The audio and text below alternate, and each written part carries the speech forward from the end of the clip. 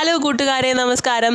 ചില യാത്രകളിൽ നമ്മൾ വളരെ വിജയകരമായിട്ടുള്ള എല്ലാ പ്ലാനുകളും രൂപീകരിച്ചായിരിക്കും യാത്ര തുടങ്ങുന്നത്. പക്ഷേ പകുതിക്ക് വെച്ച് അത് മുറിയേണ്ടി വരും.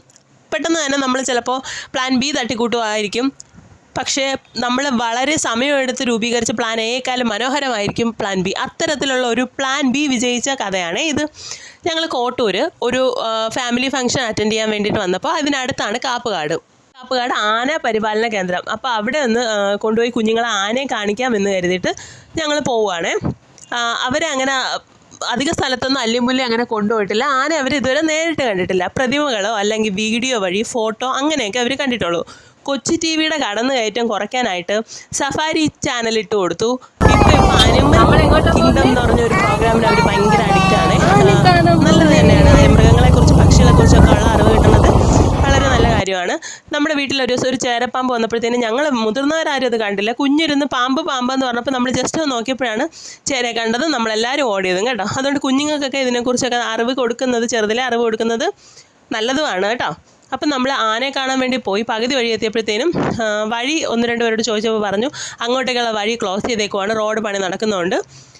അപ്പോൾ ഈ പിള്ളേർ വണ്ടിയിലിരുന്ന് ആന എന്ന് വിളിക്കുന്ന കണ്ടിട്ട് അവർ പറഞ്ഞായിരുന്നു ഒന്ന് രണ്ട് ആനകളെ നമ്മൾ അവിടെ നമ്മുടെ ഈ ചീങ്കണി വളർത്തൽ കേന്ദ്രമില്ലേ ഡാമിൻ്റെ അടുത്ത്, അവിടെ അതിനടുത്തായിട്ട് കൊണ്ടുവന്നിട്ടുണ്ട്, നിങ്ങൾക്ക് പോയി കാണാം കേട്ടോ. അപ്പോൾ കുഞ്ഞുങ്ങൾ ആന എന്ന് വിളിക്കുന്നതുകൊണ്ട് തന്നെ നമ്മൾ പിന്നെ പകുതിക്ക് വെച്ച് ഉപേക്ഷിച്ച് വരാൻ തയ്യാറായില്ല, നേരെ പോയി.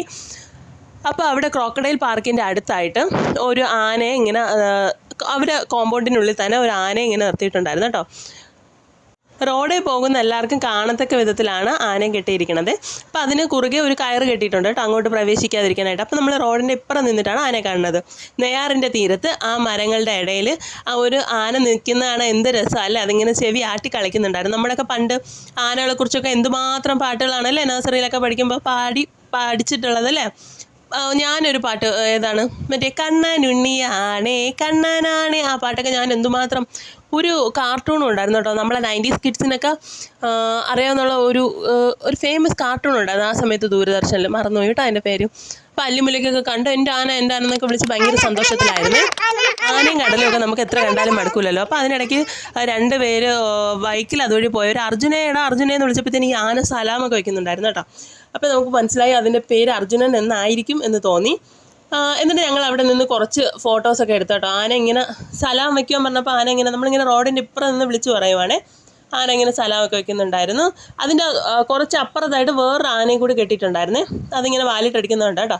അപ്പോൾ ആനയൊക്കെ കണ്ട സന്തോഷത്തിൽ നമ്മളിങ്ങനെ അടുത്ത സ്ഥലത്തേക്ക് പോയി. അത് അടുത്ത വീഡിയോയിൽ ഇടാമേ. ഇഷ്ടപ്പെട്ട ചാനൽ സബ്സ്ക്രൈബ് ചെയ്യണേ, സപ്പോർട്ട് ചെയ്യണേ. താങ്ക്